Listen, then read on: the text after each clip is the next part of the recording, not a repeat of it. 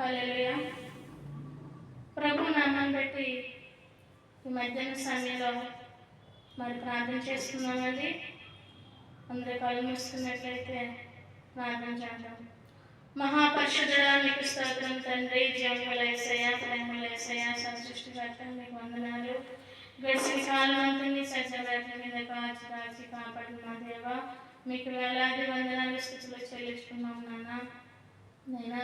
ఇదిగోనైనా 27వ తారీఖు 12వ నెల 2024 ఈ మధ్యాహ్న సమయంలో ప్రభువా, మరి ఉపవాస ప్రార్థన సమయంలో ప్రభువా, ఇదిగో తండ్రి మమ్మల్ని రీతిగా సజ్జలుగా ఉంచావు తండ్రి. ఈ దినం లేని వారు అనేక మంది ఉన్నారు ప్రభా, కానీ మేమైతే ప్రభా ఇదిగో తండ్రి సజ్జలుగా ఉంచావు తండ్రి. నీకు స్తోత్రం తండ్రి. ఈ సమయంలో ప్రార్థిస్తుండగా తండ్రి మీ నామాన్ని బట్టి వందనాలు తండ్రి. పరిశుద్ధాత్మ దేవ సృష్టికర్త మీకు వందనాలు తండ్రి. మాలో ఉన్న ప్రతి పాపాన్ని మీ నామంలో కడిగి వేసావు తండ్రి. మీకు వేలాది స్తుతులు స్తోత్రాలు చెల్లించుకుంటున్నాం యేసయ్యా. దేవాతి దేవ, రాజాతి రాజా, నాయనా గొప్ప దేవా మీకు స్తోత్రం తండ్రి. ఈ సమయంలో ఈరోజు ఉపవాసం ఉన్న ప్రతి బిడ్డకి ఆరోగ్యం, శక్తిని, బలం దయచేయండి. సాతానకు బంధకాల నుంచి విడుదల చేయండి. ప్రతి బలహీనతలు మీ నామంలో కాల్చివేయండి ప్రభా. మీ నామంలో మహిమ గంట మీరే తెచ్చుకోండి ప్రభా. మీరే నా కుటుంబాలు తోడుగా ఉండి ప్రతి రక్షణ కవచం మీపై నాయన బిడ్డలపై ఉంచి నాయన మీరు సహాయం చేయండి. ఆయన మేమైతే ఇటు వారిమైనా తండ్రి, మమ్మల్ని ఆయన నడిపించేవాడు మీరు తండ్రి, ఆరాధించేవారు మీరు, శక్తినిచ్చేది మీరు, బలంనిచ్చేది మీరు. మమ్మల్ని కాచి కాపాడు. మీ కృపను శక్తి మాపై అనుగ్రహించి మీరే సహాయం చేయాలి తండ్రి. కుమార పరిశుద్ధ నామములో అడిగి వేడుకుంటున్నాను తండ్రి, ఆమేన్. చింతలు పాడుకుందాం.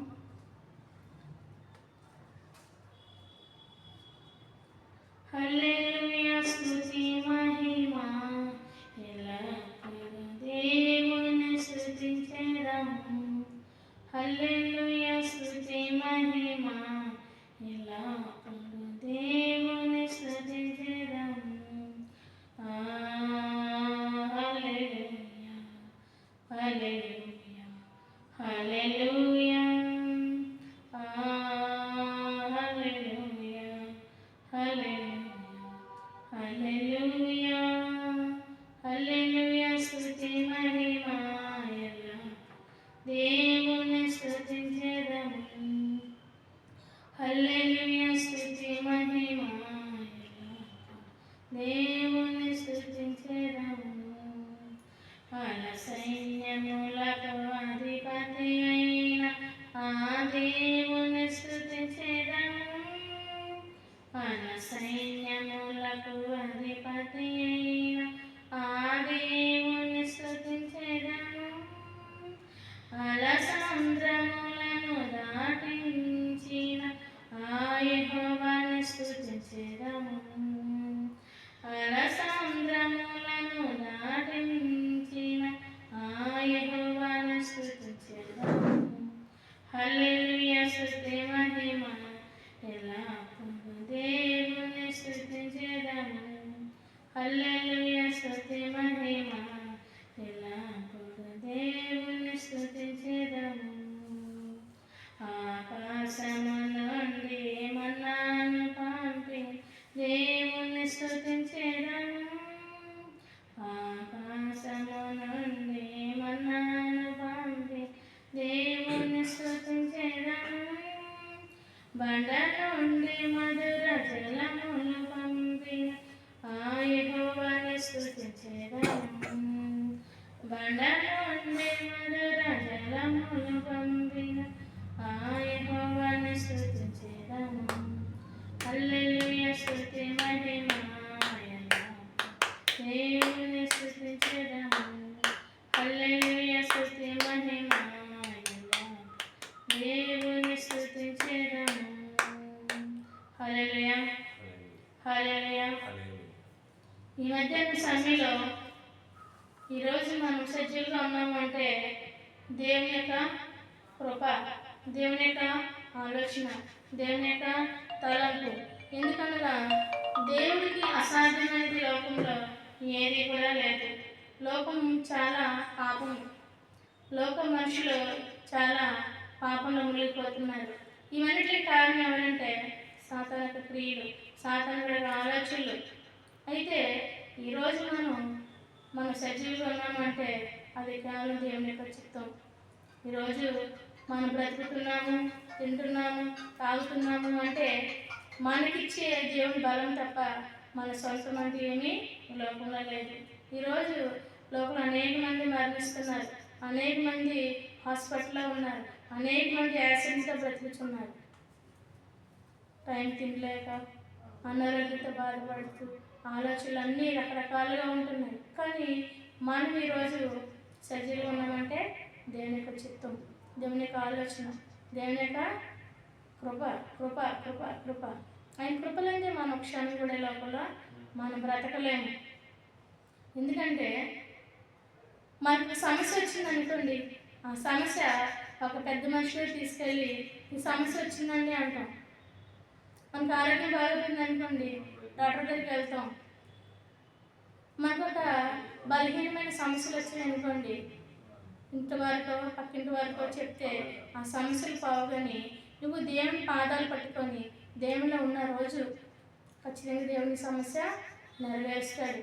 ఎందుకంటే మనుషులు నమ్మటం వలన దేని వల్ల ప్రయోజనం లేదు. కానీ సజీవుల దేవుడు లోకరక్షకుడు, ఆయన మాత్రమే నీ సమస్య నా సమస్య, ఈ భూమి మీద ప్రతి ఒక్కరి సమస్య కూడా తీర్చడానికి అవకాశం ఉంది. లేదంటారా? ఖచ్చితంగా ఉంది. కాబట్టి ఈరోజు చాలా మంది ఉపవాసాలు ఉన్నారండి. సమస్య తీరాలి ఉపవాసం, ఇల్లు కట్టుకోవాలి ఉపవాసం, పిల్లలకి మంచి చదువులు చదివించాలి ఉపవాసం, గర్భఫలాలు కావాలంటే ఉపవాసం, అప్పులు తీరాలంటే ఉపవాసం. అటువంటి ఉపవాసం ఉన్నప్పుడు మనం ఈరోజు ఏ రీతిగా ఉండాలి? ఏ రీతిగా మనం ఉపవాసం ఉండాలి? ఉపవాసం ఉన్నవారు చాలామంది ఎలా ఉంటారంటే మత్తయి సువార్త 6వ అధ్యాయంలో దేవుడు మాట్లాడుచున్నాడండి. 6వ అధ్యాయం 17వ వచనంలో దేవుడు మాట్లాడుచున్నారు. ఉపవాసం చేయనట్టు మనుషులకు కనబడాలని కాక రహస్యమందు నీ తండ్రికి కనబడాలని నీ ఉపవాసం చేయనప్పుడు నీ తల అంటుకొని నీ ముఖము కడుక్కును, అప్పుడు రహస్యమందు చూచుతున్న నీ తండ్రి నీకు ప్రతిఫలం ఇచ్చును. ఉపవాసం ఉండడం చాలా గొప్పతనం అండి. ఉపవాసం అంటే ఏదో టైంపాస్గా ఉపవాసం ఉండిపోయాము, లేచాము, ఏదో తిన్నాము, అయిపోయింది కాదు. ఉపవాసం ఉన్నప్పుడు నువ్వు దేవుడిని పాదాలు పట్టుకొని ఉండాలి. ఉపవాసం ఉన్నప్పుడు ఆయనకు ఆలోచన కలిగి ఉండాలి. మీరు ఉపవాసం ఉన్నప్పుడు చాలామంది నేను ఉపవాసం ఉన్నానండి అమ్మగారు, చాలా నీరసంగా ఉందండి, చాలా బలహీనం అయిపోతున్నానండి. అలా కాదు. ఉపవాసం ఉన్నప్పుడు హృదయం దేవుడికి ఇచ్చినప్పుడు ఏం చేయాలి? ఉపవాసం లేనట్టే. నీ శరీరం నీరసపడిపోతుంది, కానీ నీ హృదయం మాత్రం బలంగా దేవునిలో ఉంటుంది. ఏదో మొక్కుబడిగా ఉపవాసం ఉంటున్నామండి, ఈరోజు మొక్కుబడిగా మేము దేవుడు మాకు చేస్తాడని ఉపవాసం ఉన్నానండి. దేవుడు ఉపవాసం ఉన్నా లేకపోయినా ఆయన చేస్తాడు. ఎందుకంటే ఆయన ఉపవాసం ఉన్నప్పుడు ఆయన కోసం మనందరూ అనుకుంటాం, చాలామంది ఉపవాసం ఉన్నాం, దేవుడి కోసం ఉన్నాం. ఎవరన్నా దేవుడి కోసం అని? మన కోసం ఉన్నాం. దేవుడి కోసం మన ఉపవాసం లేము, మన కోసం మన ఉపవాసం ఉన్నాం. ఎందుకంటే ఒక చంటి పిల్లవాడు ఒక వస్తువు కావాలని అడిగినప్పుడు హఠాత్తుగా డబ్బులు ఉండకపోవచ్చు, మనకు కొనాలని ఉండకపోవచ్చు, లేదు అంటే వాడికి సమయం కాదు వేరే సమయంలో కొనవచ్చు అని అనేక రకాల ఆలోచనలు తల్లిదండ్రులకు వస్తూ ఉంటాయి, లేదా ఇంట్లో పెద్దవారికి వస్తూ ఉంటాయి. అప్పుడు వాడు ఏం చేస్తాడంటే వెంటనే నేను ఆకలితో ఉంటే మా అమ్మ మా నాన్న నాకు ఇవి కొంటారు అవి కొంటారని చెప్పి ఏం చేస్తారు? తినడం మానేస్తారు, పక్కన వెళ్ళి పడుకుంటారు, అలిగి పడుకుంటారు. చాలామంది కుటుంబంలో ఇదే జరుగుతుంది.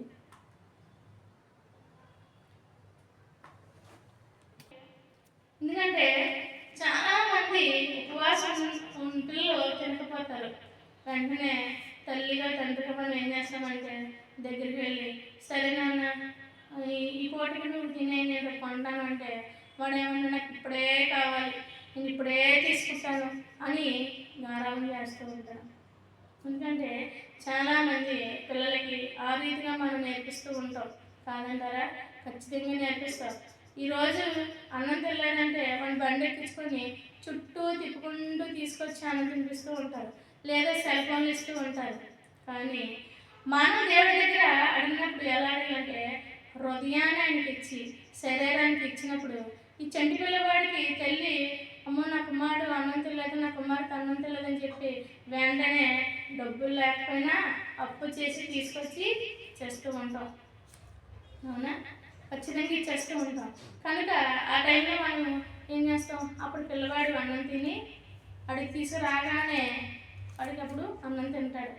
అలాగే దేవుడు మనం ఎలా కలిగి ఉండాలంటే ఉపవాసం ఉండి ప్రభువా నేను నా కొరకే ఉపవాసం ఉంటున్నాను, తండ్రిగా నువ్వు నాకు ఇస్తావని ఏమనాలి?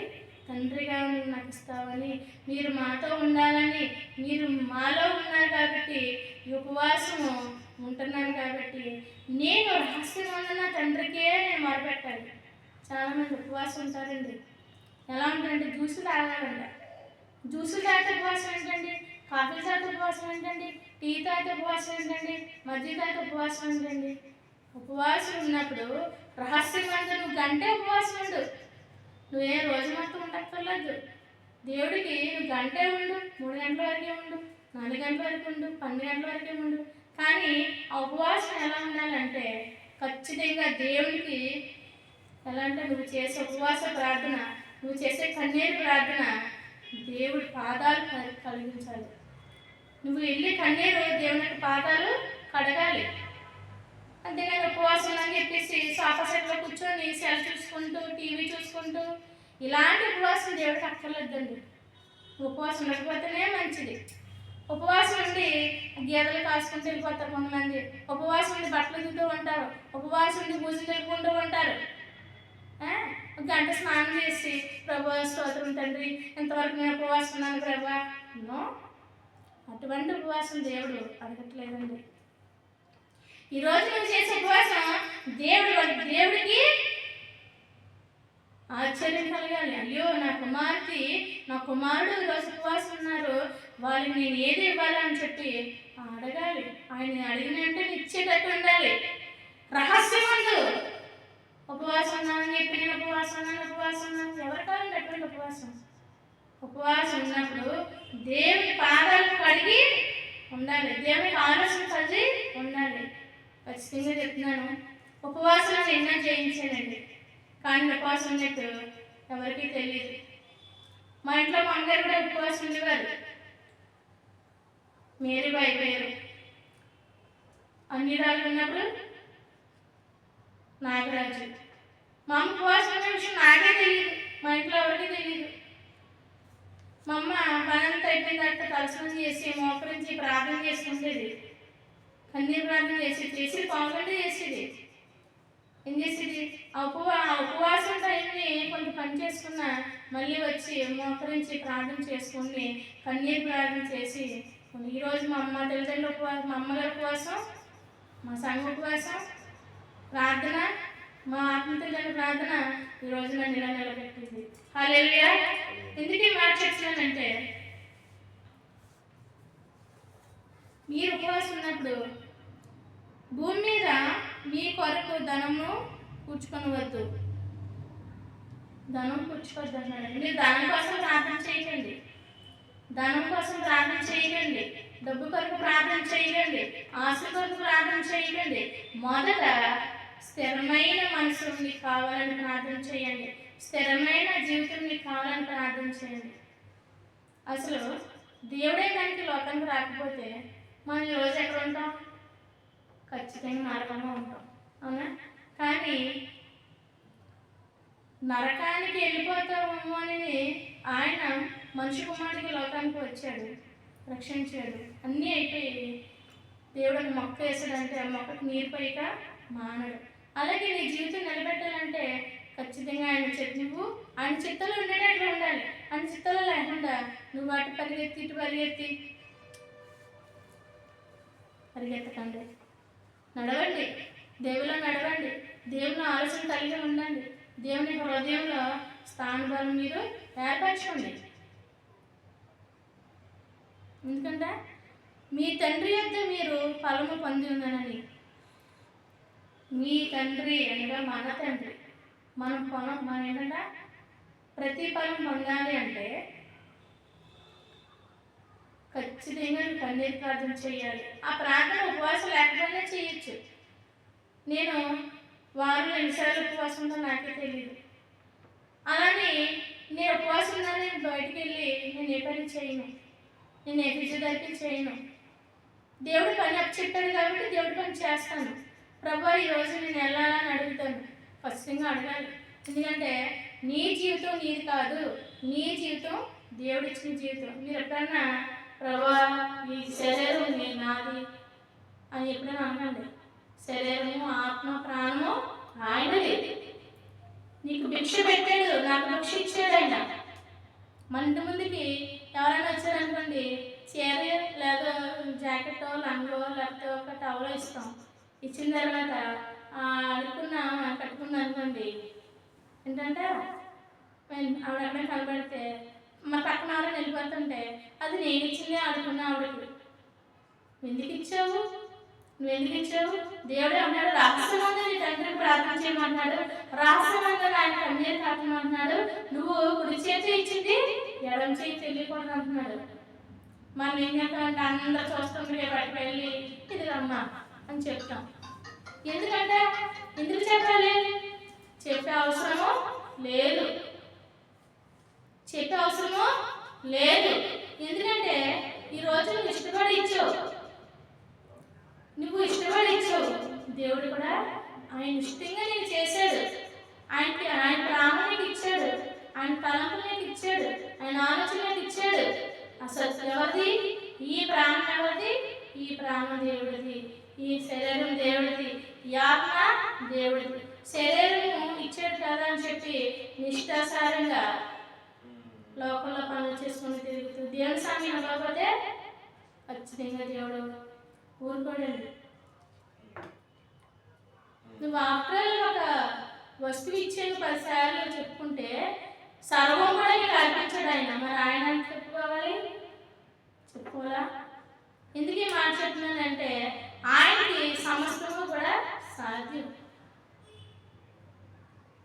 కాదంటారా? లేదండి, నాకు ఎస్ ఇవ్వలేదండి, ఈ ప్రాణం నాదేనండి, ఈ దేహం నాదేనండి, ఈ ఆత్మ నాదేనండి అని నువ్వు చెప్పావా, దేవుడు వెంటనే తీసివేస్తాడు. నేను ఎందుకు చెప్తానంటే మాట, గర్విష్ఠుడు అంట గర్వంతో విరవీగుతూ ఉంటే ఏంటంటే గర్వం ఉంటుంది. చాలా మంది గర్వం ఉంటుంది. నేను చాలా సంపాదించేసాను, నేను కోట్లు సంపాదించు అక్కర్లేదు దేవుడికి. నీ ప్రాణం ఈరోజు రాక దేవుడు అడిగితే నీ ప్రాణం అడిగితే ఏం చేస్తావు? అయ్యి బాబా డబ్బు ఉండిపోయింది, అక్కడ ఇక్కడ ధనం ఉండిపోయింది అని అంటావా? నీ ధనము డబ్బు ఇక్కడ తుప్పు పడుతుంది అంటాడు బైబిల్ గ్రంథంలో. ఆయన తుప్పు పడుతుంది అంటున్నాడు ఆయన. ఎందుకు? నిజంగా దొంగలు పడుతున్నారండి కదా. ఈరోజు రోడ్డు మీద ఫోన్ మాట్లాడుతుంటే ఫోన్ పెట్టుకెళ్ళిపోతున్నారు, బైక్ ఆడుతుంటే బైక్ పెట్టుకెళ్ళిపోతున్నారు. కానీ పరలోక తండ్రి నువ్వు చేసే ఉపవాస ప్రార్థన, నువ్వు చేసే ఉపవాస ప్రార్థన, నువ్వు చేసే ప్రతి కన్నీరు ప్రార్థన దేవుడు నీకు పరలోకంలో ఏమంట అన్ని సమకూరుస్తానంటున్నాడు. అక్కడైతే తుప్పు పడ్డదంట, తుప్పే పడ్డదంట. అసలు చూసారా, దేవుడు ఇచ్చేదానికి మనుషులు మనం సంపాదించుకోవడానికి ఎంత తేడా ఉందో.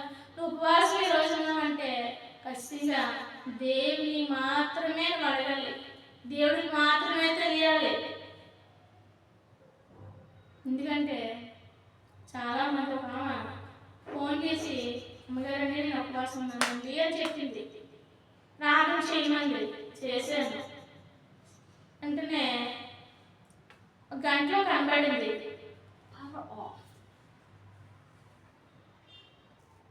ఒక గంటలో కనబడింది, కనబడితే రోడ్డు మీద కనబడింది. ఏమ్మా ఉపవాసం చేసి ప్రార్థన చేసావు, ఫోన్ చేసావు, ప్రార్థన చేశాను, మరి ఏంటమ్మా అంటే అంటే నాకు సమాధానం చెప్పిందండి. నేను ఉపవాసం ఉన్నాను కదండి, పనికి వెళ్ళాలని అనలేదు కదండి, ఉపవాసం అని కాబట్టి బత్తాయికాయలు కొనుక్కోవడానికి వెళ్తున్నానండి, యాపిల్స్కాయలు కొనుక్కోవడానికి వెళ్తున్నాను అంట అనుకున్నాను. వెంటనే నవ్వు వచ్చింది. నేను ఇంకేం మాట్లాడలేదు. సరేనమ్మా మరి నువ్వు ఉపవాసం ఉన్నావు కాబట్టి జాగ్రత్త ఇంటికి వెళ్ళిపోయి స్నానం చేసి ప్రార్థన చేసుకోవాలన్నాను. మళ్ళీ అయిపోయింది.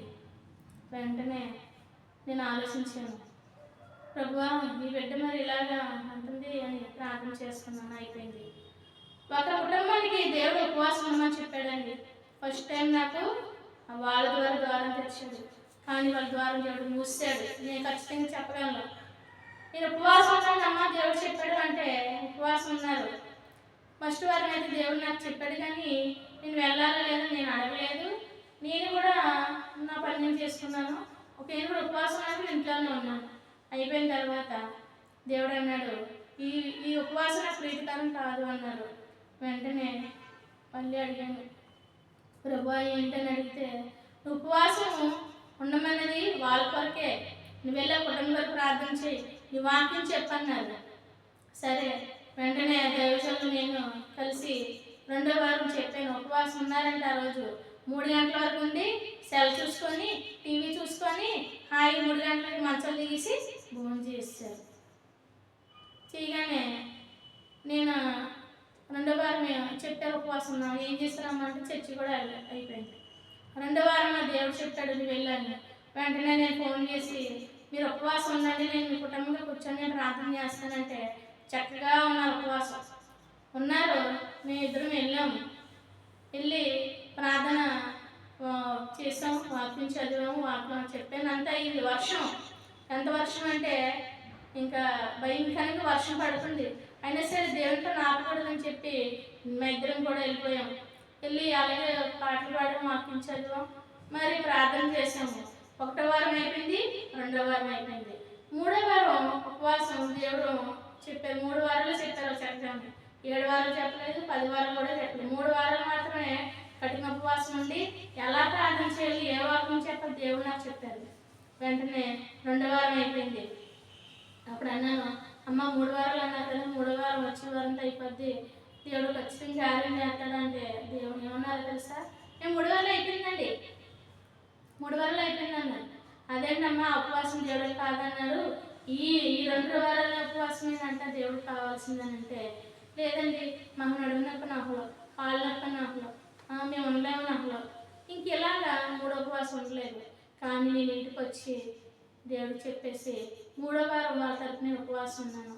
ఉపవాసం ఉన్నప్పుడు దేవుడు చెప్పాడు కదా నాకు, వెంటనే నా తట్టు తిరిగితే కానీ నేనేమీ చేయను అన్నాను. ఖచ్చితంగా నేను చెప్పగలను, బలబుద్ధిని చెప్పగలను. ఎందుకంటే ఆయన చెప్పిన ప్రతి మాట నెరవేర్చారు. 3వ వారం ఉపవాసం జరగబోయేసరికి వెంటనే నేను ఏం చేశానంటే ఎంతో ఏడ్చిన కుటుంబం వరకు, అయ్యో ప్రభువా ఎందుకు ఇలా జరుగుతుందని. కానీ ఆ కుటుంబంలో ఒక స్త్రీ, ఒక తల్లిగారు మాత్రం సిస్టర్ ఉపవాసం ఉంటారు, ఆ డ్యూటీకి వెళ్ళిపోతారు, కానీ సాయంత్రం 9కి వస్తారు. ఎందుకు మాట్లాడుతున్నానంటే ఉపవాసం ఉండడం వల్ల నీకు మేలు కానీ దేవుడికి కాదు, దేవుడు ఇంకా మేలు చేస్తాడు. నువ్వు కడుపు మార్చుకున్నది నీ కోసం కానీ దేవుడి కోసం కాదు. చాలామంది దేవుడి కోసం ఉపవాసం ఉన్నాను, దేవుడి కోసం అయితే ఉండకండి, మీకోసం ఉండండి. దేవుడు ఏమో సిలువ మోసేటప్పుడు ఏమన్నారు, నా కొరకు ఏడవకండి, మీ కొరకు మీ పిల్లల కొరకు ఏడవడానికి నా కొరకు ఏడవండి అని చెప్పారా దేవుడు.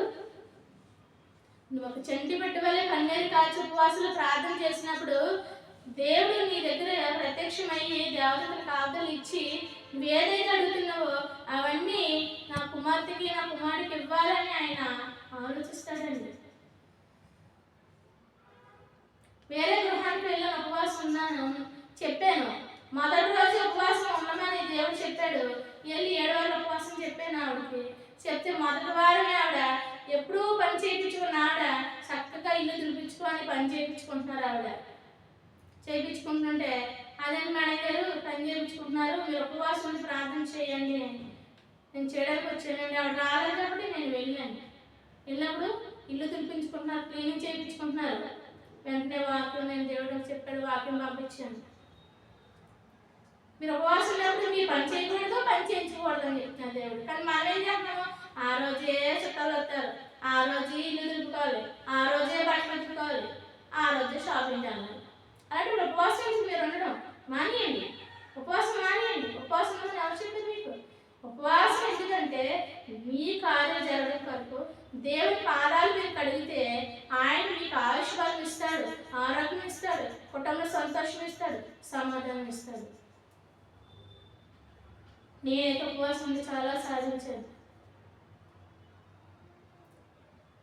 దేవుడికి ప్రీతికరం కాదు అనుకుంటే ప్రీతికరం కాదు, దేవునికి ఇష్టం అంటే ఇష్టం. ఉపవాసం ఉండడం వల్ల దేవునికి కృప మనపై అభిషేకం వస్తుంది. దేవుని మేము ఏసీ కొరకు ఉపవాసం ఉంటున్నామండి, నో, ఏసీ కొరకైతే మీరు ఉపవాసం ఉండకండి అమ్మా. ఎందుకంటే మన క్రియలు మార్చుకోవడం కోసమే మన ఉపవాసం ఉండాలి. ఈరోజు ఒక బలహీనుడు అంటాడు, అది బలం కావాలంటే బాగా తినాలి. ఒక బలవంతుడు ఉంటాడు, వాడు సన్నం కావాలంటే తిండి మానేయాలి. అలాగే మన హృదయం బలహీనంగా ఉన్నప్పుడు ఖచ్చితంగా బలం పొందుకోవాలంటే శరీరాన్ని నలగొట్టుకొని హృదయానికి ఆనందపరచాలి. ఈ హృదయం ఎవరిది? దేవుడిది. నువ్వు నేను మరణించిన తర్వాత ఈ ఆత్మ ఎక్కడికి వెళ్ళాలి? దేవుని సన్నిధికి వెళ్ళాలి. చాలామంది రాత్రి ఉపవాసాలు ఉంటారు. 10 గంట 2 గంటలు 3 గంటలు తినేసి 40 రోజుల ఉపవాసాలను ఒక దైవజనులు చెప్పారు నాకు. నాకైతే తెలియదండి, తప్పైతే నన్ను క్షమించండి. ఎందుకంటే నేను ఎప్పుడు ఉపవాసం ఉదయం నుంచి 6 వరకు ఉంటాను, లేదు అంటే 3 వరకు ఉంటాను. నేను ఎలా ఉన్నా దేవునికి ఇష్టమే. ఎందుకంటే నేను ఉపవాసం ఉంటే ఎలా ఉంటానో ఆయనకి నాకు మాత్రమే తెలుసు. అయితే పగలు 3 గంటలకు తినేసి 3 గంటలకు జాబ్ చేసి రాత్రులు కొద్ది జ్యూస్ తాగాలంట మీకు వచ్చినప్పుడు. అలానే అదే ఉపవాసం. పడక మీద ఉండి దేవుని స్థుతించడం అక్కర్లేదండి, మీరు ఉపవాసం లేకపోతేనే బెస్ట్. అవునా? ఇలాంటి ఉపవాసాలు చేయకండి. దేవునికి ఉపవాసం అనగా ఏంటంటే బూడిలో కూర్చొని గోనపట్ట కట్టుకున్నంత మాత్రం నా ఉపవాసం కాదని యెషయా గ్రంథంలో దేవుడు మాట్లాడుతున్నాడు. అవునా కదా? అందుకే మన ఉపవాసం ఉన్నప్పుడు రహస్యమైన దేవుడు చూస్తున్నాడని మాత్రమే మీరు ఉండాలి. పక్కింటో చెప్తే ఉపవాసం ఉన్నానండి నేను, ఉపవాసం ఉన్నానండి నేను, ఉపవాసం ఉన్నానండి నేను. ఎందుకు ఉపవాసం ఉన్నా? నువ్వు ఉపవాసం ఉన్నట్టు నీ కట్టుకుని భర్త కూడా తెలియకుండా ఇంకా మంచిది. హల్లెలూయా. ఎందుకంటే ఆయన ఉపవాసం ఎలా ఉండాలనేసి దేవుడు మాట్లాడుతున్నాడు. ఈరోజు దేవుని పేరు చెప్తున్నాను, ప్రతి ఒక్కరికి దేవుడు ఒక మాట చెప్పాడు. రహస్యంగా నేను చూస్తున్నాను నా బిడ్డలు అన్నాడు. వాక్యం ద్వారా మాట్లాడాడు, మనతో కూడా మాట్లాడుతున్నాడు. రహస్యమందు నా బిడ్డలు చూస్తున్నానంట, నేను దొంగ వల్లే వస్తానన్నాడు. మొన్న ఇంట్లో ఒక కార్యక్రమం జరుగుతున్నప్పుడు ఒక విషయం జరిగింది. ఏమిటంటే నేను మామూలుగా వంటగదిలో పని చేసుకుంటున్నాను, చాలా కంగారు పడిపోతున్నాను నేను. అయితే దైవసేవకులు వచ్చి దేవుడు చెప్తున్నాడు, ఎందుకు కంగారు పడుతున్నావు, నువ్వు ఎందుకు టెన్షన్ పడుతున్నావు అన్నాడు. నా టైం కార్యం జరుగుతుందిలే, నువ్వు కంగారు పడకు అంటే మీకే మీరు బాగానే చెప్తారు, నేను మాత్రం ఇబ్బంది పడిపోతున్నాను, నాకు పనులు జరగని అన్నప్పుడు సరే నేను వస్తాను. తీరా నేను లోపల గడేసా ఉంది.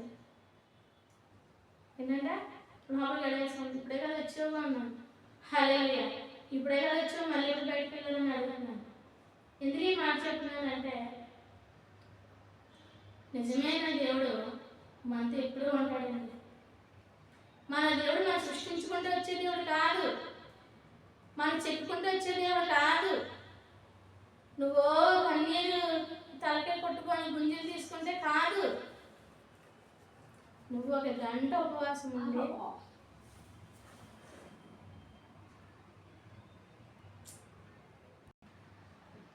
నువ్వు 1 గంట ఉపవాసం ఉండి హృదయం ఇచ్చేసి గంట ఉపవాసం గంట ఎక్కువ గంట, ఆ గంట కూడా నువ్వు తలుపేసుకొని కన్నీరు ప్రార్థన చేస్తూ, తండ్రి నా హృదయానికి ఇవ్వలేకపోతున్నాను, నా హృదయానికి ఇవ్వాలి, నా శరీరం నీ కొరకు పనిచేయాలి, నీ కారణమయ్యాలి అని నువ్వు అడిగిన తర్వాత నువ్వు ఏది కావాలని దేవుడిని అడిగితే దేవుడు ఖచ్చితంగా ఇస్తాడు. మన దేవుడు ఇచ్చే దేవుడే, ఇవ్వని దేవుడా? ఇచ్చే దేవుడు, ఇచ్చే దేవుడు, మాట్లాడే దేవుడు, లోకరక్షకుడు. మన బిడ్డ ఏడుస్తుంటే మన వెంటనే ఎత్తుకొని ఏం కావాలన్నా బంగారు తండ్రి అంటాం. దేవుడు కూడా అదే అడుగుతాడండి. అయ్యో అమ్మా, బంగారు తల్లి, బంగారు కుమారుడా, నేను కని ఉన్నాను, నువ్వు ఎందుకు ఏడుస్తున్నావు?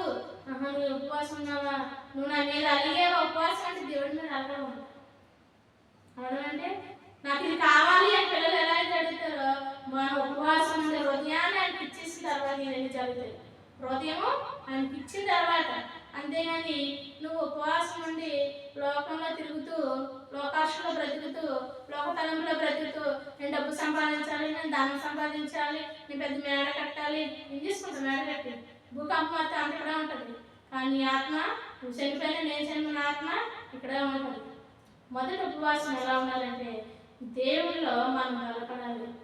దేవుళ్ళో మనం ఏది అడిగితే, ఏ క్షణం దేవుడు ఏది అడిగితే నేను రెడీ. చిన్నప్పుడు స్కూల్లో లెక్కలు చెప్పమనేవారు, ఎక్కలు చెప్పమనేవారు. మాస్టర్ ఏమనేవారు, మీరు జాగ్రత్తగా చదవండి, చదివితే రెడీగా ఉండండి, నేను ఎప్పుడు ఏ ఎక్కమంటే ఆ ఎక్క మీరు అప్పు చెప్పాలంటే ఇంక పడుకొని కూడా అలా చదువుతూ ఉంటే ఎవరు నిలబడి 2 2 4 5 3 4 ఇలా చదువుకుంటూ వెళ్ళిపోతాం అవునా. అలాగే మరి దేవుడు ఆయన ఎప్పుడు ఏది అడుగుతాడో తెలియదు, నేను ఎప్పుడు ఎక్కడ పంపిస్తాడో తెలియదు. కానీ దేవుడు ఒక చేతిలో మనం ఉంటే ఆయన అరిచేతిలో నేను చెక్కి ఉన్నాను, నన్ను చెక్కి ఉన్నాడు లేదా, నా అరిచేతిలో నేను చెక్కి ఉన్నాను. నజరేయుడా నీ సన్నిధిలో పరవశించి నజరేయుడా నీ సన్నిధిలో పరవశించి శోధన వేదనలు నా చుట్టుకొమ్మగా ఆవేదనతో కృంగితిని.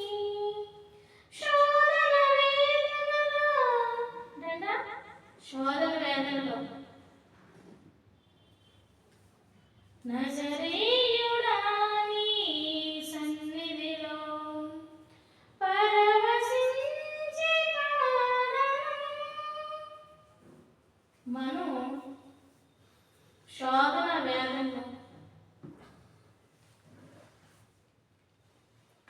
ఈరోజు శోధన రాగానే దేవుడు నన్ను చూడలేదు, నేను ఉపవాసం ఉన్నాను కానీ దేవుడు నన్ను చూడలేదు, నేను కడుపు మార్చుకున్న దేవుడు నన్ను చూడలేదు. చాలామందికి చాలా డౌట్లు వచ్చేస్తే ఉంటాయండి బాబు, మామూలు డౌట్లు కాదు. దేవుడు నేను చూడాలని చూడలేదు నీకు ఎలా తెలుస్తుంది? దేవుడు నేను చూడకపోతే ఈరోజు ఎలా బ్రతుకుంటావు కదా. దేవుడు నేను చూడకపోతే నువ్వు ఎలా బ్రతుకుంటావు? నువ్వన్నా నేనన్నా అలసి పడుకుంటాం కానీ ఆయన నిత్యమో కన్ను తెరుచుకొని ఉంటాడండి. దేవుడు ఒక మాట చెప్పాడు, చెప్తున్నాను మీకు. ఒకరోజు నాకు ఒక ఇంపార్టెంట్ డౌట్ వచ్చింది. ప్రభు, మేము ఉదయం నుండి సాయంత్రం వరకు వర్క్ చేసి పడుకుని పోతున్నాము, నిద్రపోతున్నాము, కానీ మీరు మాత్రం రాత్రి పగలు మెలుగుగానే ఉంటారు ప్రభువా. ఒకవేళ మీరు పడుకుంటే ఎలా ఉంటుంది అని అడిగితే నా కుమారి, నేను పడుకుంటే లోకం అంతమైపోద్ది అన్నారు. హల్లెలూయా. లోకం అంతమైపోద్ది, ఆ రోజే నిద్రపోయినట్లు లెక్క అన్నారు. హల్లెలూయా. ఎందుకు ఏం మాట చెప్తున్నానంటే నిజమైనది. డ్రైవింగ్ చేస్తూ ఎక్కడైనా ఒకవేళ కన్ను మూసారా బస్సులో అంతా యాక్సిడెంట్ అయ్యి చనిపోతారు కదా. అందరూ ఒకరిద్దరు కాదు, మొత్తం అందరూ చనిపోవచ్చే అవకాశం ఉండొచ్చు. ఒకవేళ ఎవరైనా అదృష్టం మాట ఒకరిద్దరు బతుకుతారు. అలాగే మన డ్రైవరు, మన యజమాని ఎప్పుడు మనకి కాపు కాయాలంటే ఆయన నిద్ర వద్దంటున్నారు. ఒకసారి దైవజనులకి నాకు డౌట్ వచ్చి అడిగాను జీవయ్య గారిని, మనం ఎప్పుడు పడితే ఆహారం తింటున్నాం కదా, మరి అయితే ఆహారం వద్దా, ఆకలి అని అడిగితే చెప్పారు కదా నాకు ఒక మంచి సలహా. దేవుడికి ఆకలి ఉంటుంది. ఏం ఆకలి? ప్రార్థన అనే ఆకలి. హల్లెలూయా. ప్రార్థన అనే ఆకలి అన్నారు. నిజమే, దేవుడు కూడా ఆకలి వేస్తుంది. కానీ ఆ ఆకలి ఏంటంటే ప్రార్థన చేయటం. ఆ ప్రార్థన కూడా ఏంటంటే దేవుని బలపరచడం, దేవుని స్థుతించడం. మనం స్థుతిస్తుంటే ఆయనకు ఆకలి ఉండదు, మనం ఆరాధిస్తుంటే ఆయనకు ఆకలి ఉండదు, ఆయన మనము పాటలు పాడుతుంటే ఆయనకు ఆకలి ఉండదు. ఎందుకంటే చూడండి, మనం కూడా ఏదైనా మంచి కార్యక్రమంలో ఉన్నట్టు అటు ఆకలి వేయమంటుంది, కానీ మనకి కంటిపోయి ఆకలి వేస్తుంది. కానీ దేవుడికి నిత్య ఆకలి ఇచ్చేది మన క్రియలే. అదంటారా? దేవుడు నిత్యము ఉపవాసం ఉంటున్నాడు, మరి నిత్యము చూస్తున్నాడు మనల్ని. మరి నువ్వు నేనేం చేస్తున్నావు? 3 గంటల ఉపవాసం ఉంటున్నాం, లేదా 6 గంటల ఉపవాసం ఉంటున్నాం, తినేస్తున్నాం. దేవుని స్థుతించేది హృదయంతో స్థుతించట్లేదు. చాలా మంది అనుకుంటారు నన్ను చూడట్లేదు. ఒక ఆమె నాకు ఫోన్ చేసి, నన్ను దేవుడు చూడట్లేదు, అమ్మగారు నన్ను దేవుడు చూడలేదండి. వెంటనే అన్నాను, దేవుడు ఎందుకు చూడలేదమ్మా? నేను ఎవరి చేత నీ దేవుడు చూడలేదంటే, నా యొక్క అలాగే ఉండిపోయండి, నా సమస్య అలాగే ఉండిపోయండి, నేను చాలా ఇబ్బందుల్లో ఉన్నానండి. ఎందుకు ఉపవాసంలో ఉండడం, ఎందుకు ఇరుకులో ఉండడం, ఎందుకు సమస్యలో ఉండడం?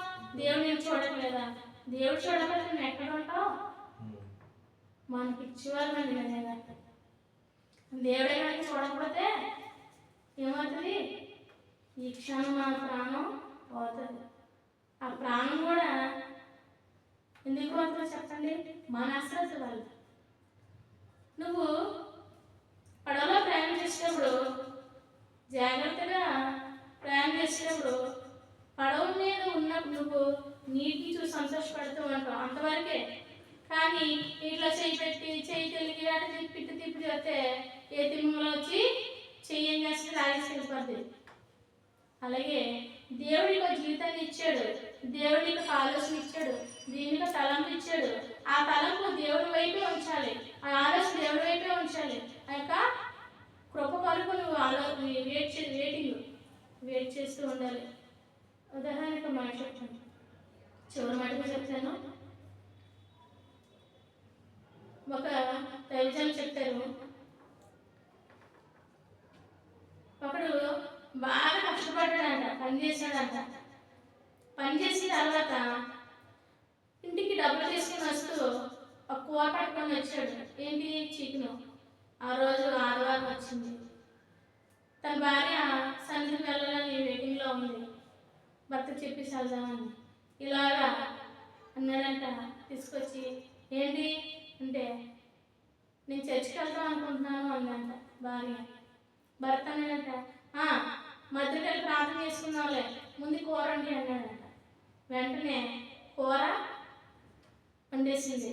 వెంటనే ప్లేట్లో పెట్టి తీసుకొచ్చింది. పాపం ప్రార్థన అంటే పిచ్చి తల్లి, కలిసి ప్రార్థన చేద్దామన్నట్లేదా అనుకుని చూస్తుందంట. కూర వండిస్తాం కదా, పట్టుకు రాన్నాడంట. వెంటనే పట్టుకొచ్చిందంట. సరే కళ్ళు మూసుక ప్రార్థన చేస్తాను అన్నాడంట. వెంటనే ప్రార్థన చేసినంట. ఏమన్నంటే ప్రార్థన చేసేటప్పుడు, ఆ కూర నేను కష్టపడ్డాను, నేను తెచ్చుకున్నాను అని చెప్పి ప్రార్థన చేస్తున్నాడంట. ఇదేమి నేసిలో మీ దేవుడు లేదు, నేను కష్టపడదే వచ్చింది అని చెప్పగానే వెంటనే ఆమె అనేసాడంట, అన్నగారి ప్లేట్లో కూర లేదంట. వెంటనే కుక్క తినేసిందంట. చూసారా? దేవుడు తేలేదన్నాడు మరి. అందుకే దేవుడు తేలేదు కాబట్టి, వాడు తెచ్చుకున్నాడు కాబట్టి పవర్ ఆఫ్. ఏంటంట? దేవుడు తేలేదన్నాడు. అందుకని ఏం చేసి కుక్క పట్టుకెళ్ళిపోయింది. శుభ్రంగా తినేసింది. పేట్లో మోసం అంట. భార్య అడిగిన మోసం లేదండి. నాకేం తెలుసు, నువ్వు ప్రార్థన చేసావు కదా, అదే నువ్వు తేలేదుగా, అందుకనే కుక్క ఎత్తుకెళ్ళింది. నువ్వు దేవుడు ఇవ్వలేదన్నాగా, అందుకే నువ్వు ఇచ్చింది కుక్క ఎత్తుకెళ్ళింది అని చెప్పి అన్నాడంట. చూసారా? దేవుడు ఆజ్ఞలైందే మనం తిని కూడా మనకు దొరకదు. అలాగే ఉపవాసం ఉన్నప్పుడు, ఈరోజు ఉపవాసం ఉంది అంటే ఖాళీ చేయాలంటే జరగవు. దేవుడు నీకు 7 వారాలు చెప్పడం ఉండు, 7 వారాలు ఉపవాసం అంటే 7 ప్రాంతం జరిగించుకో ఇంట్లో. చాలామంది దైవజనులు వచ్చేస్తున్నారు, దైవజనులు వచ్చేస్తున్నారు అనుకుంటున్నారేమో. దేవుడు వచ్చాకే దైవజనులు వస్తారు. నాతో చెప్పిన మాట అయితే, నేను వెళ్తున్నాను, నువ్వు రా. త్వరలో మీకు సాక్ష్యాలు కూడా చెప్తాను. ఎందుకంటే ఈరోజు ఉపవాసంలో నువ్వు ఏది అడగాలనుకుంటున్నావో మొదట నీ హృదయంలో నీ హృదయం దేవుడికి ఇవ్వడానికి కోసం అడుగు. హృదయం ఇవ్వకుండా నువ్వు ఎన్ని ఉపవాసాలు అది వ్యర్థం. ఉపవాసం అన్నది అనగానే తిండి మానేస్తే, మంచులు తాగడం మానేస్తే, జ్యూసులు తాగడం మానేస్తే ఉపవాసం కాదు. శరీరాన్ని అలగొట్టుకున్న హృదయాన్ని సంతోష పెట్టాలి. ఆ హృదయం ఎవరిదండి? దేవుడిది. దేవుడు శరీరంలో స్థానబలం అడిగాడా, హృదయం అడిగాడా? హృదయ శుద్ధి కలవారు అన్నాడా, శరీర శుద్ధి కలవారు అన్నాడా? మత్తయి సువార్తలో దేవుడు చెప్తున్న హృదయ శుద్ధి కలవారు ధన్యులు అన్నాడు. హృదయం శుద్ధి లేకుండా నువ్వు లోకంలో ఎన్ని రకాలుగా ఉన్నా, ఎంత దూరం పరిగెత్తినా, అక్కడికి వెళ్తే కార్యం జరుగుతుంది, ఇక్కడికి వెళ్ళి కార్యం జరుగుతుంది, నువ్వు ఎక్కడికి వెళ్ళి ఇంట్లో ఉండి ప్రార్థించేయి, కార్యం జరుగుతుంది. అలా అన్నారని ఆదివారం ఆరాధన మానేకండి. ఎందుకంటే ఒక దినము సన్నది గడుపు 1000 దినాలు ఆశీర్వాదం అన్నాడు. ఎందుకంటే ఇంట్లో ఉన్నాం అనుకోండి, ఆరాధన ఎందుకు వచ్చిందంటే ఇంట్లో ఉన్నాం అనుకోండి, ఎవరొకరు పిలుస్తూ ఉంటారు, దేవుడు స్థుతించాలని ఉంటుంది. కానీ ఆ పరుగింటోళ్ళో పక్కింటోళ్ళో, అమ్మా ఏం చెప్తున్నామ్మా, ఏం కొడుతున్నామ్మా, మొదట పోరాడుతారు మన ఆడలైతే. కాబట్టి ఉపవాసంలో కూడా నువ్వు దేవుడి సన్నిధికి వెళ్ళాలి. లేదా నువ్వు గదిలో తలిపేసుకొని నువ్వు బయట అక్కడికి వెళ్ళిపోయినట్టు దేవుని స్థుతించాలి. నువ్వు అలా స్థుతించకపోతే నీ ఉపవాసము వ్యర్థము, దేవుడు చూడడం తెలియదు అంటున్నాడు. వాళ్ళ విషయంలో దేవుడు కలిసి చెప్పాడు, ఆ ఉపవాసం అసలు ఇంటికాలం కాదు అన్నాడు. ఒక సహోదరు ఉపవాసం ఉంది, 7 వారాల ఉపవాసం ఉంది. వాళ్ళ ఇంట్లో 2 కార్యాలు దేవుడు చేశాడు. ఒకటి ఆ కుమారులో ఉన్న సాతాను కాల్చివేశాడు, 2 తన భర్తలో ఉన్న సాతాను కాల్చివేశాడు. ఆ బిడ్డ కూడా సాక్ష్యం చెప్పింది. ఎందుకంటే ఉపవాసం ఉన్న బలం గొప్పది. ఒక ఆమెకి హాస్పిటల్కి వెళ్ళాలంటే రక్తస్రావం అయిపోతుంది. కానీ తన బదులు ఉపవాసం ఉన్నాను, దేవుడు కార్యం చేసింది. మా సహోదరి నా అక్క. ఎందుకు ఈ మాట చెప్తున్నానంటే ఉపవాసంలో డాక్టర్ కూడా చేయలేని పని మన సృష్టికర్త అయిన మన యేసుక్రీస్తు ప్రభు వారు చేయగలరు. మరణించిన 4 రోజుల రేపు దేవుడు ఈ రోజు నీ జీవితం గొప్ప కార్యాలు చేయడా? నువ్వు నిరాశపడిపోతున్నావు. వెంట వెంటనే జరగాలి. కోర్టుకి వెళ్ళాలంటే వెంటనే కోర్టుకి వెళ్ళిపోతాం. లాయర్ ముందు యథార్థం కాగితాలు. అసలు లాయరు, అసలు జడ్జి ఇక్కడ ఉన్నాడు. నీ హృదయంలో స్థానబలం తీసుకో, అప్పుడు నువ్వు ఎక్కడికి వెళ్ళినా పని చేయమవుతుంది. నేను చాలా మందికి మాట చెప్తాను, మనం ఒక లాయర్ కలిసే ముందు మొదట జడ్జిని కలవాలి. జడ్జి అంటే ఎక్కడ జడ్జి? లోక్సభ జడ్జి ఏం వల్ల పని అవ్వదు. లాయర్ ఏది రాసిస్తే అదే జరుగుతుంది. కానీ ఇక్కడ జడ్జి చెప్పడం వల్ల అక్కడ లాయర్ అక్కడ జడ్జితో దేవుడు మాట్లాడుతాడు. హల్లెలూయా. కాబట్టి ఈ రోజు నీ జీవితంలో, నా జీవితంలో గొప్ప కార్యాలు జరగాలంటే మొదట హృదయం. నువ్వు హృదయం ఇచ్చిన వెంటనే దేవుడు నిన్ను గొప్ప మార్గం నడిపిస్తాడు.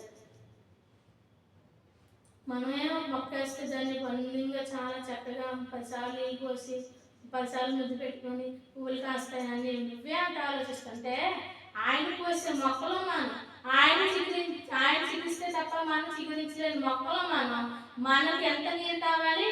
ప్రార్థన నీరు కావాలి, కన్నీరు అనే నీరు కావాలి, ప్రార్థన జీవితం కావాలి, వాక్యం అనే నీరు కావాలి. నీ బ్రతుకులో ప్రతిదీ స్థిరపడాలంటే ఖచ్చితంగా నువ్వేం చేయాలి?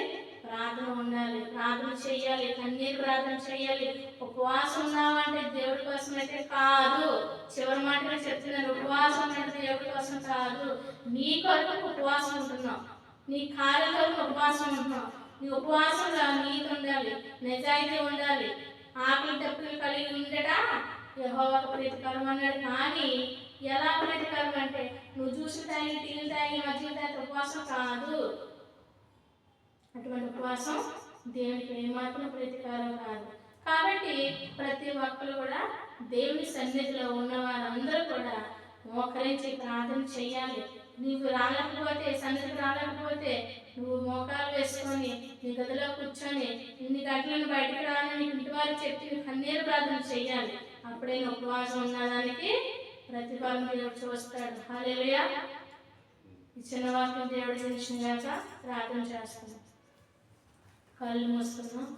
మహాపరిశుద్ధుడానికి స్తోత్రం నాయనా, మీకు వందనాలు తండ్రి. ఈ సమయాన్ని ప్రార్థిస్తున్నాను తండ్రి. ఈ సమయంలో ప్రభా ఇదిగో తండ్రి నాయనా బిడ్డలందరినీ మీరు జ్ఞాపకం చేసుకోండి. ఈరోజు ఉపవాసం ప్రతి బిడ్డతో మీరు మాట్లాడండి ప్రభా. నైనా ఈరోజు ఉపవాసం తండ్రిలో మీరు మాట్లాడి ఉన్నారు ప్రభా. అవును తండ్రి, మాల క్రియలు పెట్టి ఉపవాసం ఉండాలి. అవును తండ్రి, మాలసులు పెట్టి ఉపవాసం ఉండాలి. మా తలపులు పెట్టి ఉపవాసం ఉండాలి ప్రభా. కనుక ప్రతి బిడ్డ ఉపవాసం ఉన్నప్పుడు ప్రభా ఆరోగ్యంగా ఆయన సంతోషంగా సమాధానంగా కాక మళ్ళీ హృదయం మీకు ఇచ్చేటట్లు ప్రభా. వాళ్ళ కార్యాలను జరిగించిన కుటుంబాన్ని మీరు ఆశీర్వదించి మీ కృపాభిషేక్షి కనికరించి మీరే బలపరిచి నియమించమని మీరు ఆశీర్వదించమని నాయన ఈ యొక్క వాక్యం చెప్పడానికి మీరు నాతో మాట్లాడుతుంది స్తోత్రం చెల్లించుకుంటాను.